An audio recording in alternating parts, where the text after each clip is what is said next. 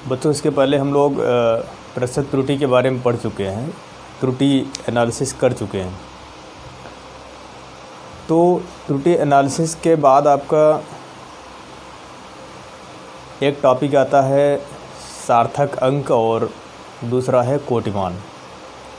ये दोनों चीज़ें हम लोगों ने पहले भी 9th क्लास में पढ़ चुके हैं, तो इसको आप स्वयं से पढ़ लेंगे और नोट्स में लिख लेंगे कि सार्थक अंक कैसे प्राप्त किया जाता है, उसके कौन कौन से रूल हैं और कोटिमान क्या होता है।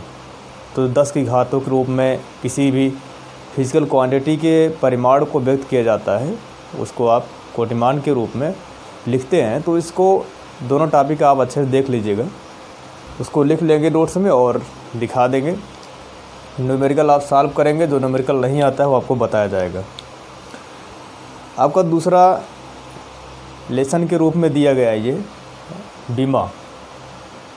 बीमीय विश्लेषण डायमेंशनल एनालिसिस। ये एक नया टॉपिक है जिसके बारे में अभी तक हम लोगों को कुछ पता नहीं होगा। इसके बारे में क्या होता है कि बीमा किस फिजिक्स में बीमा क्या होती है, तो इसको हम लोग पढ़ते हैं। सरलतम रूप में देखेंगे सबसे पहले कि बीमा क्या होती है, उसके बाद उसके एप्लीकेशन को हम पढ़ेंगे और कुछ फिजिकल क्वांटिटीज़ के डायमेंशन को कैसे निकाला जाएगा और कितनी बीमा उसकी होती है उसको हम ज्ञात करेंगे। तो सबसे पहले हम लोग पढ़ लेते हैं कि बीमीय विश्लेषण में डायमेंशन क्या होता है। बीमा को पढ़ने से पहले जो चीज़ें हम लोगों ने पहले पढ़ी है कि भौतिक राशियाँ क्या होती है, चूँकि बीमा का जो प्रादुर्भाव है वह आपके इस फिजिकल क्वांटिटी से ही हुआ है। ठीक है, जो मुख्य कारण है बीमा के रिप्रेजेंटेशन का वह आपकी फिजिकल क्वांटिटीज़ हैं। हम लोग को पता है कि पहले पढ़ चुके हैं भौतिक राशियाँ क्या होती है, जिसको हम फिजिकल क्वांटिटीज़ कहते हैं। तो भौतिक राशियों का डिफिनेशन बताया गया था, ऐसी राशियाँ जिन्हें हम प्रत्यक्ष या अप्रत्यक्ष रूप से मापन कर सकते हैं भौतिक राशियाँ कहलाती हैं। इनको 2 कैटेगरीज में डिवाइड किया गया था, एक थी मूल राशियाँ फंडामेंटल क्वांटिटीज़ और दूसरी थी डेराइव्ड क्वांटिटी या व्युत्पन्न राशियाँ। मूल राशियों की संख्या आपको 7 बताई गई थी। ये ऐसी राशियाँ होती हैं जो एक दूसरे से पूर्णतः स्वतंत्र होती हैं और जिन्हें एक दूसरे के पदों में व्यक्त नहीं किया जा सकता है। ऐसी राशियों को हम मूल राशियाँ कहते हैं, फंडामेंटल क्वांटिटीज़ कहते हैं। और वे सभी राशियाँ जो फंडामेंटल क्वांटिटीज़ की सहायता से प्राप्त की जाती हैं उनको हम डेराइव्ड क्वांटिटीज़ कहते हैं या फिर व्युत्पन्न राशियाँ कहते हैं। मूल राशियों की संख्या आपको 7 बताई गई थी, 2 पूरक राशियों को लेकर कुल संख्या इनकी 9 होती है। ठीक है, लेकिन हम लोगों को यहाँ पर मूलतः मूल राशियों की संख्या 7 ही पढ़नी है, कोण और घन कोण को यहाँ पर इंक्लूड नहीं करना है।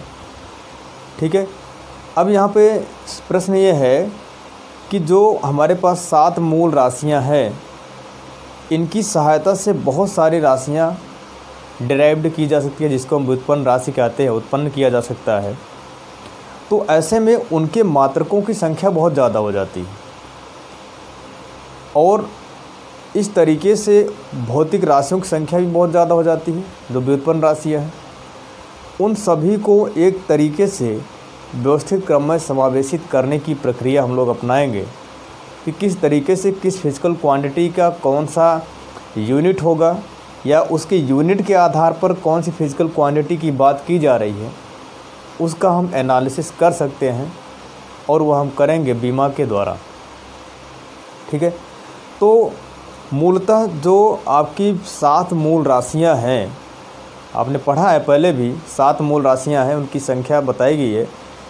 उसमें आपका पहला था लंबाई, दूसरा द्रव्यमान, समय, ताप, वैद्युत धारा, ज्योति तीव्रता और पदार्थ की मात्रा। इन 7 मूल राशियों के अलग अलग मात्रक भी थे।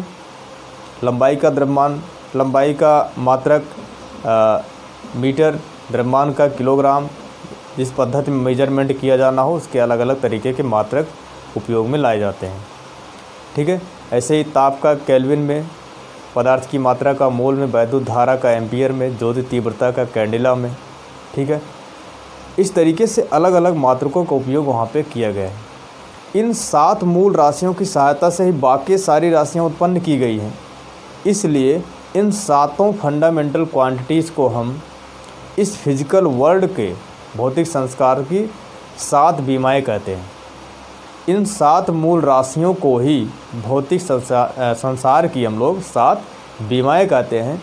इन्हीं के सहायता से बाकी अन्य राशियों के डायमेंशंस हम पता कर सकते हैं, चूँकि बाकी जितनी भी फिजिकल क्वांटिटीज़ हैं वो हमारी फंडामेंटल क्वांटिटीज़ से ही डिराइव्ड करके बनाई गई हैं। तो 7 मूल राशियों को अगर हम एक तरीके से रिप्रेजेंट करें और रिप्रेजेंटेशन हमारा स्क्वायर ब्रैकेट में हो तो उसे हम 7 बीमाओं के रूप में देखते हैं। तो फंडामेंटल क्वांटिटी से शुरू करेंगे, फिर हम डिराइव्ड क्वांटिटी जाएंगे। 7 मूल राशियों को ही 7 बीमाएँ कहते हैं। बीमा की डेफिनीशन ये नहीं है, ठीक है, इसको ध्यान रखिएगा। तो 7 मूल राशियों में आपका पहली राशि थी लंबाई, दूसरा द्रव्यमान, समय, ताप, वैद्युत धारा,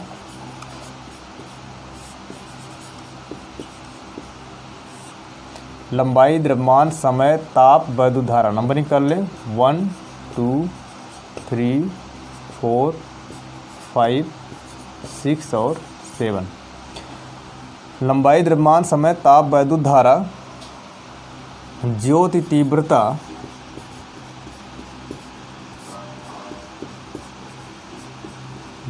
तीव्रता और है पदार्थ की मात्रा।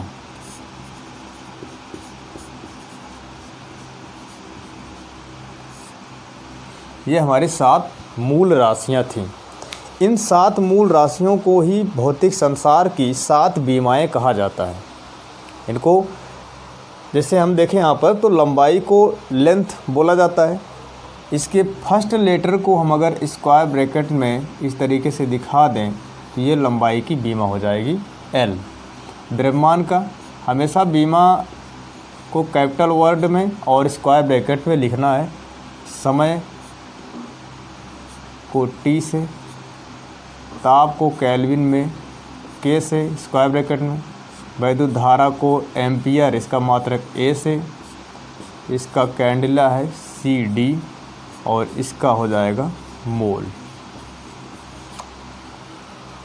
ठीक है, इन 7 मूल राशियों के इस तरीके का जो रिप्रेजेंटेशन हो रहा है, अभिव्यक्तिकरण जो हो रहा है, उसको हम कहते हैं 7 बीमाएँ, भौतिक संसार की 7 बीमाएँ। ठीक है, ये तो फंडामेंटल क्वांटिटीज़ का रिप्रेजेंटेशन किया गया है। जैसे किसी एक व्यक्ति के 2 नाम हो, एक नाम से भी जाना जा सकता है, दूसरे नाम से भी जाना जा सकता है। अगर हम L लिख दें तो आपका ये लेंथ को रिप्रेजेंट करेगा। ठीक है, ऐसे मास हो तो M लिखा है तो उसके मास द्रव्यमान को रिप्रेजेंट करेगा। इस तरीके से ये 7 जो रिप्रेजेंटेशन दिखाए गए हैं आपके 7 बीमाएँ कहलाती हैं। अगर 7 बीमाएँ 7 फंडामेंटल क्वांटिटीज़ की हैं तो निश्चित है जो हमारी डेराइव्ड क्वांटिटीज़ हैं उनके भी अलग अलग मात्रकों के बीमाओं को लिखा जा सकता है। उन सभी भौतिक राशियों को बीमा के रूप में लिखा जा सकता है। अब उसको हम देखेंगे, पहले एग्जाम्पल देखेंगे, उसके बाद किस तरीके से उनका डिफिनीशन निकल के आता है वो सारी चीज़ें हम पढ़ेंगे। डेराइव्ड क्वांटिटीज़ में पता है ऐसी सभी राशियां जो आपके मूल राशियों की सहायता से प्राप्त हो रही हैं। तो सबसे पहले उसमें एग्जाम्पल देखा जाए, हम लोगों को पता है क्षेत्रफल।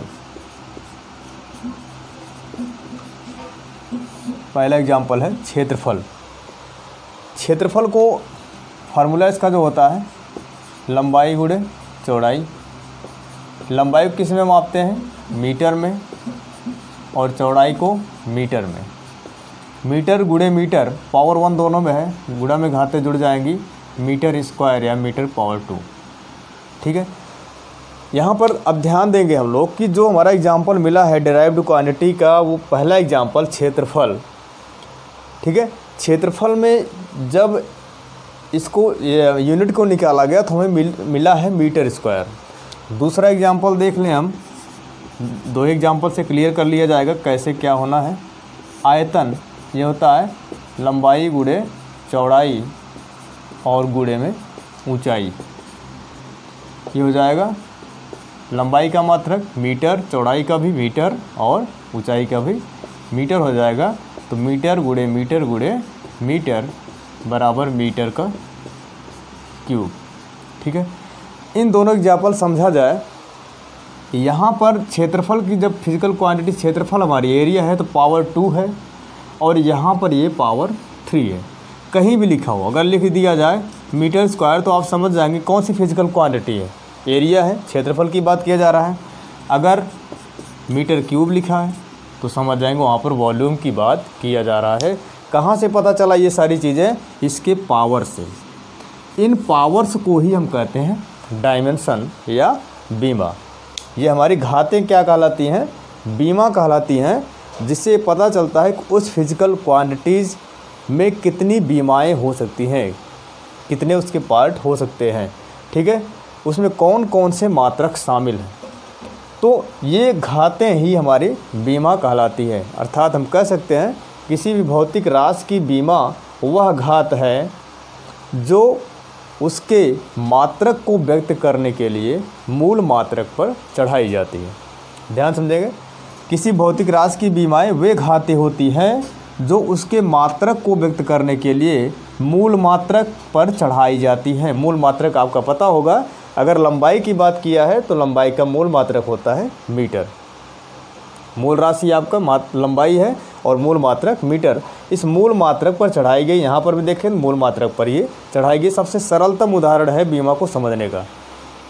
ठीक है, किसी भौतिक राशि की बीमाएँ वे घातें होती हैं जो उस भौतिक राशि के मात्रकों को व्यक्त करने के लिए मूल मात्रकों पर चढ़ाई जाती हैं।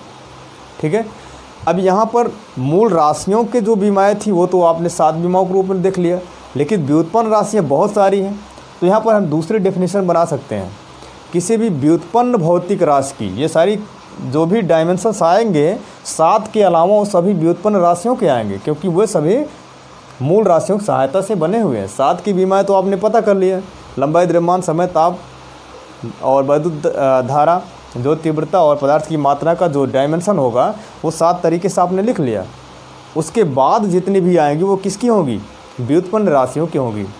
तो यहाँ पे डेफिनेशन बन सकता है कि किसी भी व्युत्पन्न भौतिक राशि की बीमाएँ वे घातें होती हैं जो उस भौतिक राशि को व्यक्त करने के लिए मूल राशि के मूल मात्रकों पर चढ़ाई जाती हैं। ठीक है, मूल राशि के मूल मात्रक पर चढ़ाई जाती हैं। और है कौन? वो सभी व्युत्पन्न राशियां हैं, क्योंकि 7 के तो आपने पहले ही लिख लिया। 7 के डायमेंशन में नो चेंज। अब जो चेंज होने वाला है वो और सारी फिजिकल क्वांटिटी जो हमें मिलेंगी, जो कि आप मूल राशियों की सहायता से प्राप्त कर रहे हैं, उनके डायमेंशंस को लिखना है, उनकी बीमाएँ को लिखना है। तो जो अब हमें मूल राशियों से मिले वो कौन सी राशियाँ होंगी? व्युत्पन्न राशियाँ होंगी। डेफिनेशन में हमारा क्या बनेगा? यहाँ पर देखिए ये कौन सी राशि होगी? क्षेत्रफल। व्युत्पन्न राशि होगी, क्योंकि मूल राशियों की सहायता से बनी हुई है। ठीक है, 7 के अलावा जितनी भी क्वांटिटी जाएंगी वो कैसी होंगी? व्युत्पन्न राशियाँ होंगी। इसका मतलब 7 बीमाओं के अलावा जितनी बीमाएँ हमें प्राप्त होंगी वो किसकी होंगी? व्युत्पन्न राशि की बीमाएँ होंगी। तो डेफिनेशन हमारा यहाँ से अलग बन सकता है। किसी भी व्युत्पन्न भौतिक राशि की बीमाएँ वे घातें होती हैं जो उस भौतिक राशि को व्यक्त करने के लिए मूल राशि के मूल मात्रकों पर चढ़ाई जाती हैं। ठीक है, मूल राशि के मूल मात्रक जिस पे ये घातें चढ़ाई गई। अब डायमेंशन लिखने का तरीका देखा जाए तो यहीं से समझ लें हम लोग।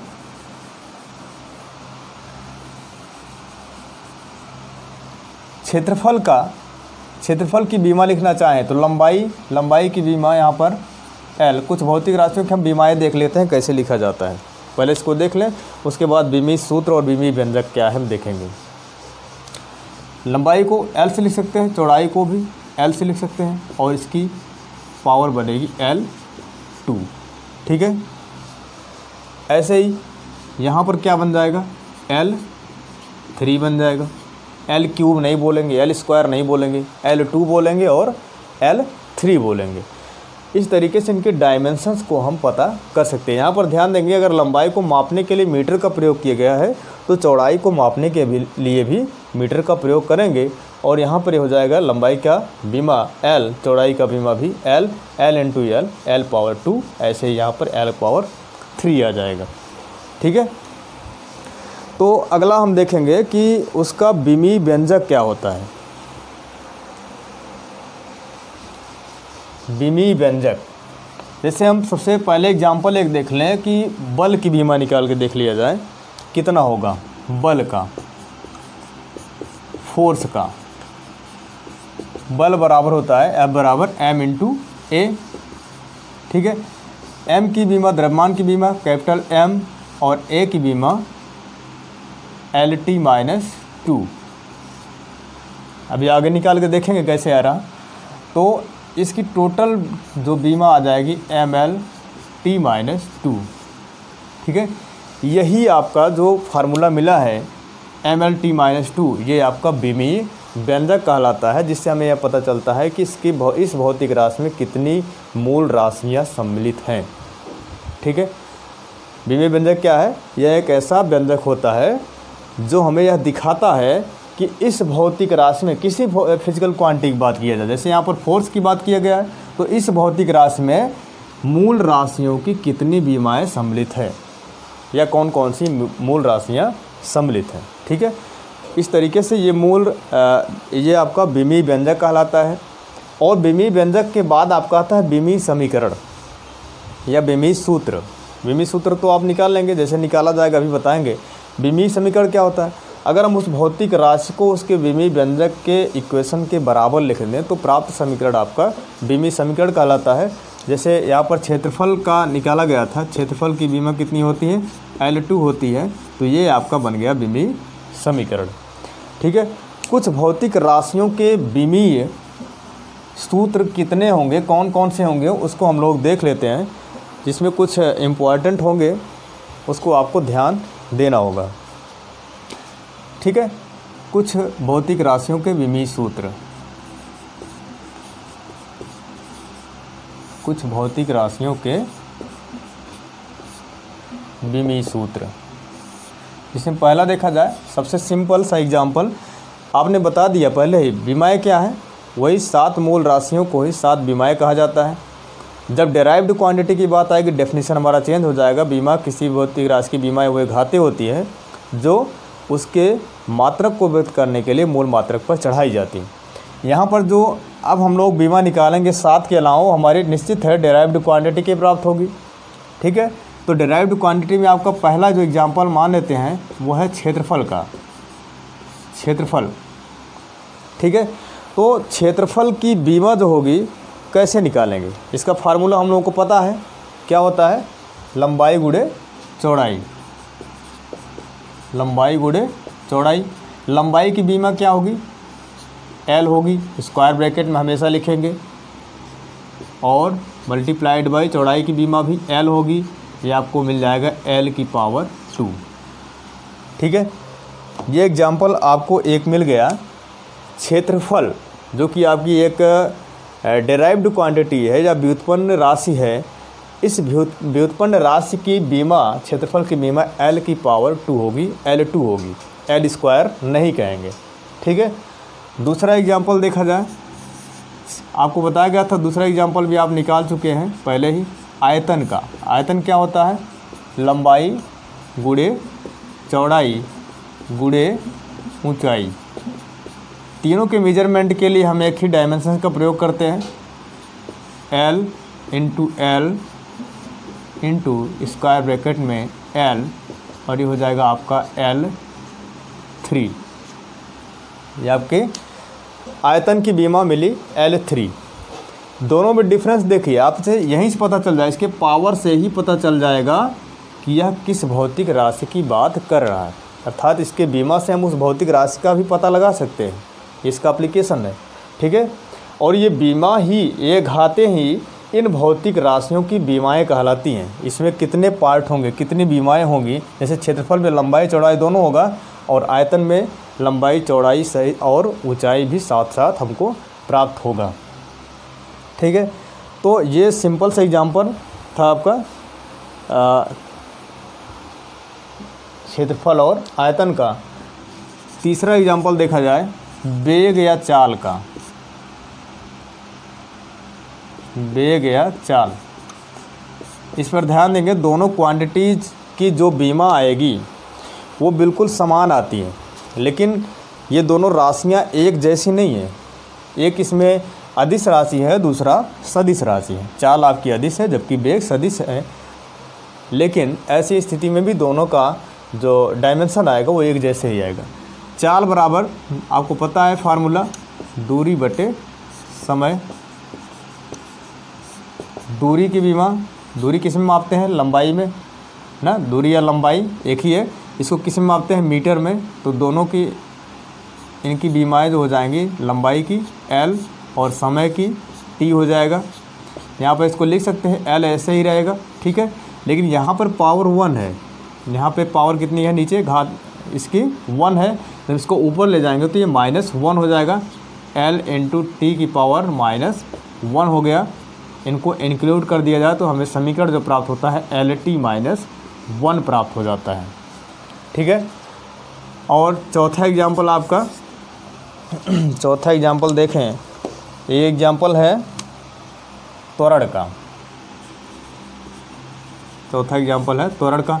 त्वरण का फार्मूला होता है वेग परिवर्तन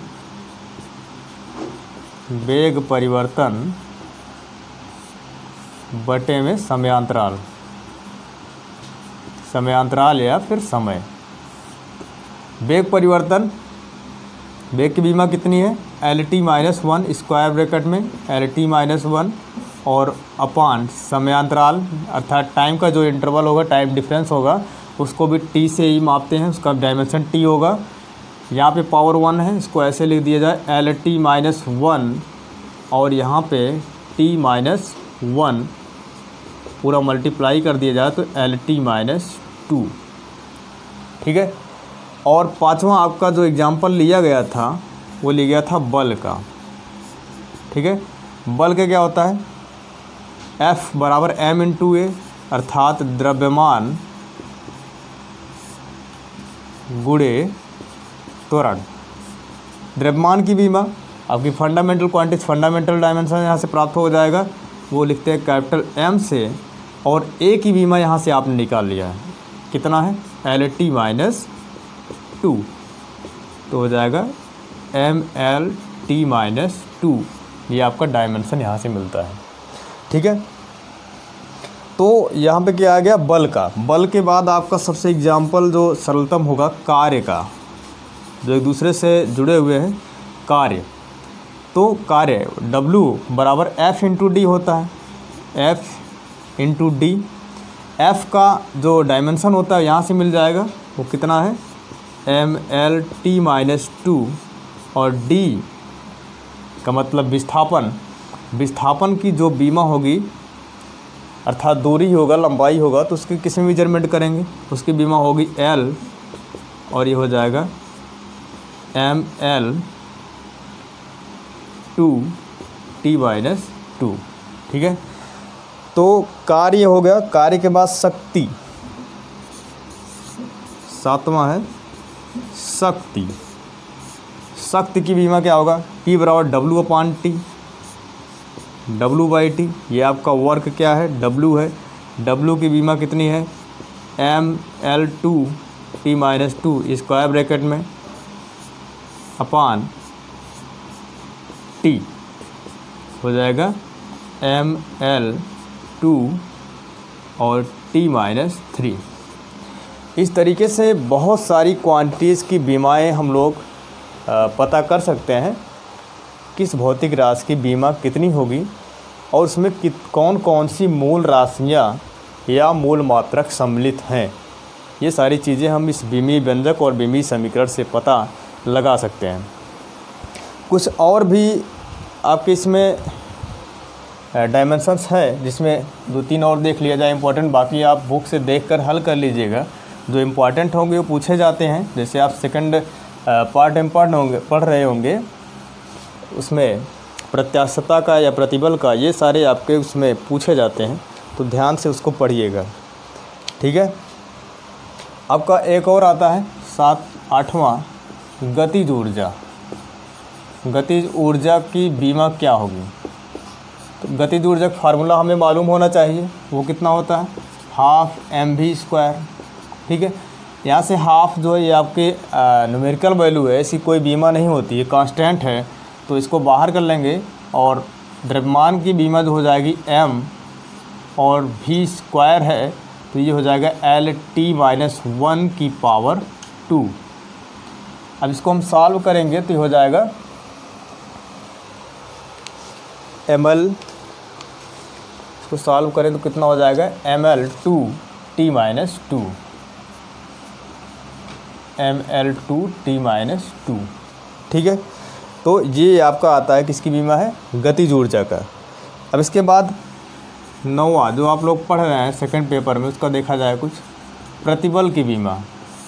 प्रतिबल क्या होता है, बल बटे क्षेत्रफल F/A।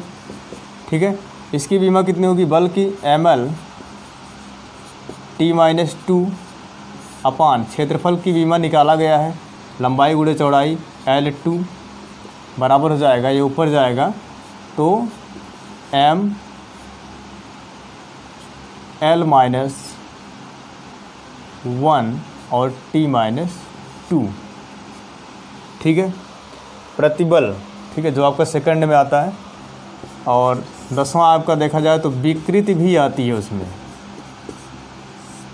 विकृत किसी भी वस्तु के रूप में होने वाला भिन्नात्मक परिवर्तन। विकृत क्या होता है, लंबाई में परिवर्तन बटे प्रारंभिक लंबाई, ये तो होता है। लंबाई में परिवर्तन जो आएगा तो उसमें भी लेंथ ही होगा, और लेंथ का जो डायमेंशन होता है वो L होगा, और जो इनिशियल लेंथ है उसका भी डायमेंशन L ही होगा। तो यहाँ से हो जाएगा इसकी बीमा L0, अर्थात ये एक डायमेंशन लेस क्वांटिटी है, डायमेंशन लेस क्वांटिटी है।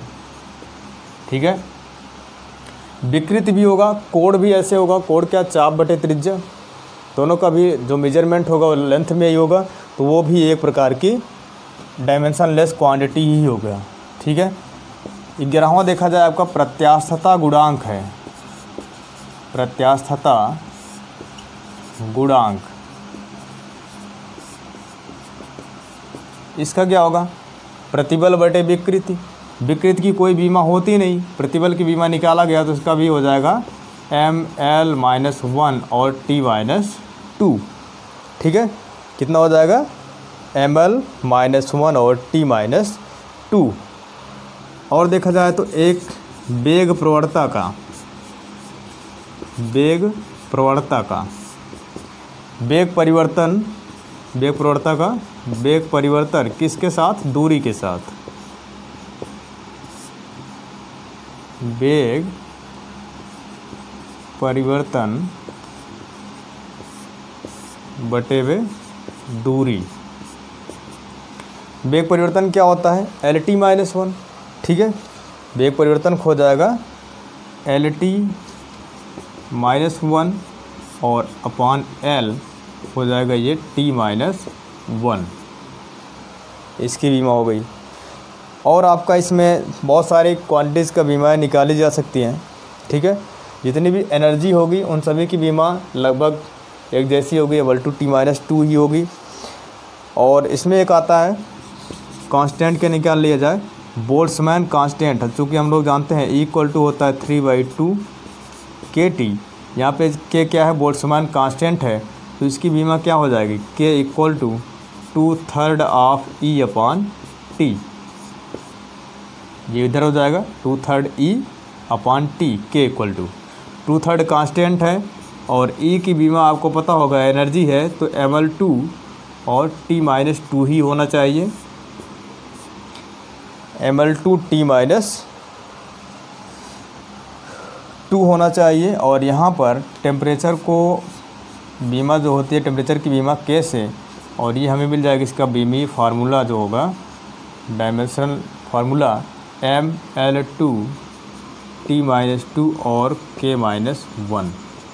इस तरीके से बहुत सारी फिज़िकल क्वांटिटीज़ की बीमाएं हम आसानी से पता कर सकते हैं। कुछ इम्पॉर्टेंट फार्मूलेज इसमें हैं, जो आपको सेकंड पार्ट से ज़्यादा पूछा जाता है, चाहे वो श्यानता गुणांक को हो, उष्माधारता का हो, ग्रेविटेशनल कांस्टेंट हो, प्लांक कांस्टेंट हो, ठीक है।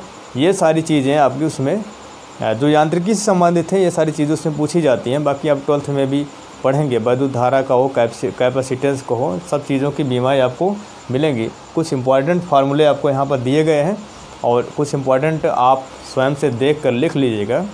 और फिर इसके आगे हम लोग बीमा का उपयोग क्या होता है ये चीज़ें पढ़ेंगे, और कुछ बीमीय चर और बीमाहीन चर क्या होते हैं, और बीमीय अचर और बीमाहीन अचर क्या होते हैं, इसके बारे में समझ लें। वो सारी चीज़ें इसमें आपने पढ़ लिया है कि बीमीय चर क्या होते हैं। बीमीय चर ऐसी राशियाँ होती हैं जिनकी डायमेंशन चेंज हो सकें, ऐसी राशियाँ जो चेंज हो सकती हैं। जैसे उसका क्षेत्रफल की बात कर ले, क्षेत्रफल चेंज हो सकता है, कहीं कुछ और है, कहीं कुछ और मेजरमेंट किया जा सकता है, वॉल्यूम भी चेंज हो सकता है, वेलोसिटी भी चेंज हो सकती है। तो ये क्या है, बीमीय चर कहलाते हैं, आपके डायमेंशन वेरिएबल कहलाते हैं। और कुछ बीमाहीन चर होते हैं, ठीक है। तो इन सारी चीज़ों को हम आगे पढ़ेंगे। और